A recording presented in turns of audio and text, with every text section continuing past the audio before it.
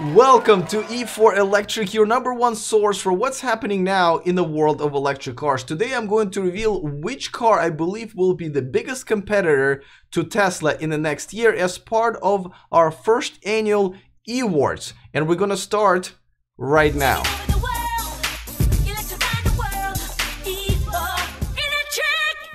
For those of you who are watching this channel for the first time, welcome. If you're interested in staying up to date with what's happening in the universe of electric cars, please consider subscribing so you can become a part of this community. All right, well, first, let me tell you, this is kind of an important category, not just for this show, this channel, whatever. This is an important category for Tesla. For those of you who are not familiar maybe with this niche of electric cars, Tesla is pretty much a leader in electric car making right now. Their entire lineup, well, first of all, they're no longer one one product company. Now they have a lineup: Model 3, Model S, Model X, and now with a semi-truck and a second generation Roadster. And of course, their supercharging network, which actually is probably one of their best features, the feature that probably makes them compete the best against pretty much every other car manufacturer. In every single category, there is just the best.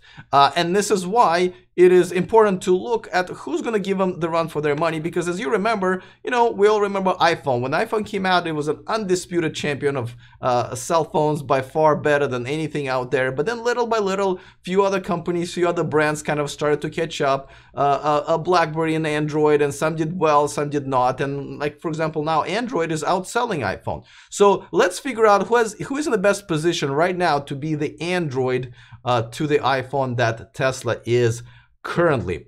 All right, the first nominee is NIO ES58. Now, this is the car company that existed for a few years now, but only about a week ago, they've announced that they're gonna just go for it. They're going to start producing this car. Now, it's limited to China right now, but this car is pretty impressive. 220-mile range. By the way, I'm gonna be talking about ranges, but this is not EPA rated range. This is what they're claiming to be by their country standards. So take it with a grain of salt. Nevertheless, 220 miles, good looking SUV, going to have some self-driving features, looks pretty good inside and out. Now, what's unique about this car is that, well, first it's going to cost $57,000 US after the incentives in China, which is very competitive with the Model X. As you know, Model X costs a lot in China because of a lot of tariffs, 150,000 plus. So it will definitely compete well in price. But the interesting thing about it, they're actually taking a page out of Renault Zoe in Europe,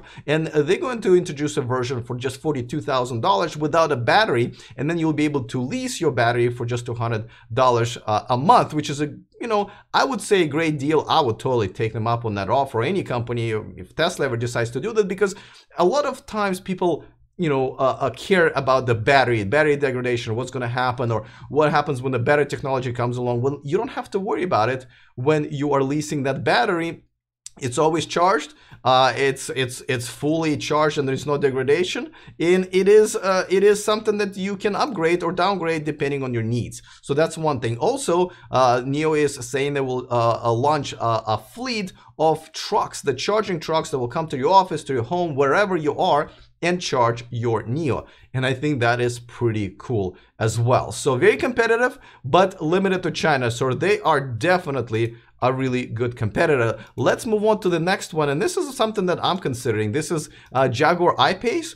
This is a car that's also coming out next year, 2018. It's going to have a pretty decent range, 220 miles. Again, take it with a grain of salt. But it's a good looking car. It's by Jaguar, the established manufacturer that knows how to make cars, has an infrastructure of sales, service, and so forth.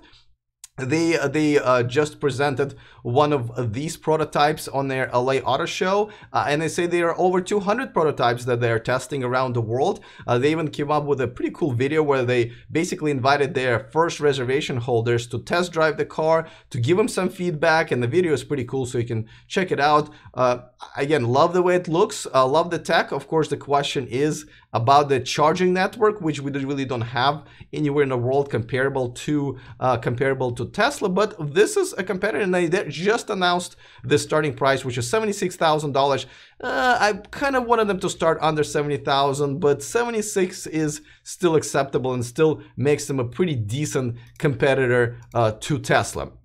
All right, so that's Jaguar I-Pace, one of my favorites. Let's move on to Chevy Bolt, and this is obviously a car that's been around for over a year now. Their sales are going stronger and stronger with every month, really. They're not doing that hot under the brand of Opel in Europe, but there's still a huge demand there. So it's just a matter of, I guess, logistics.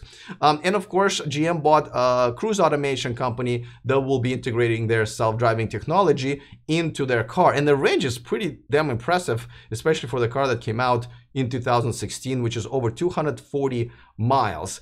So that is, you know, they're definitely going to compete with Tesla, at least in a market, you know, where a lot of Model 3 buyers are, but the people who think that Model 3 is a little too big or need a hatchback. And that's where I think their advantage is going to be. So Chevy Bolt is my third nominee here. Let's move on to the next one. I just mentioned as Renault Zoe.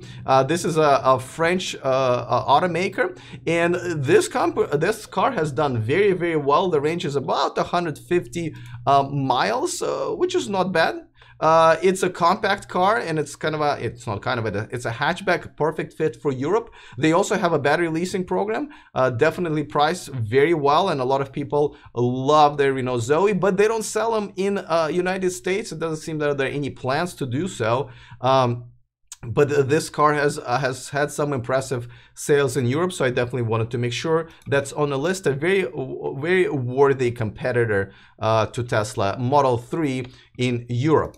All right, let's move on to the next one, and it's Audi E-Tron Quattro. Now, this car has kind of quietly made its way into my radar, really, but a lot of people are not talking about it. But it's actually, they're promising a 311-mile range, which is pretty damn good. That's up there with Tesla. It's a good looking car. I think it's an SUV, which is in demand right now. And it's Audi, they have a pretty good following. They obviously also have infrastructure as an existing brand, sales and service. So I think this is something to really consider as a competitor to Tesla. So Audi E-Tron Quattro is the nominee number 5. All right, our last nominee is the new Nissan Leaf, and you know, they have had a relatively disappointing run up until now. Even though they sold over 100,000 of them, they were the first, you know, electric car in the market, and they've done okay. Now they're refreshed. The new Nissan Leaf has a range of 151 miles. It's a small compact car, and it's a hatchback. It's got some self-driving features, including e-pedal, and it's going on sale in the United States starting January 1st. It's already on sale in Europe, and I think this is one of its bigger advantages. By the way, it starts at 30,000, which is kind of the lowest out of most of them, and that's a big advantage, especially when competing with Chevy Bolt and Tesla Model 3.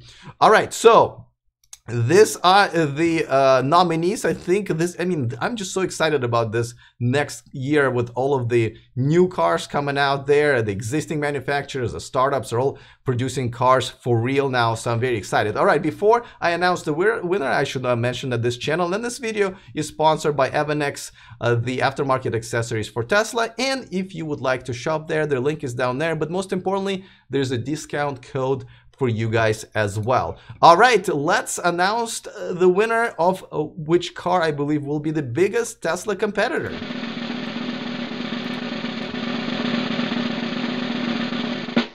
And the winner is the new Nissan Leaf.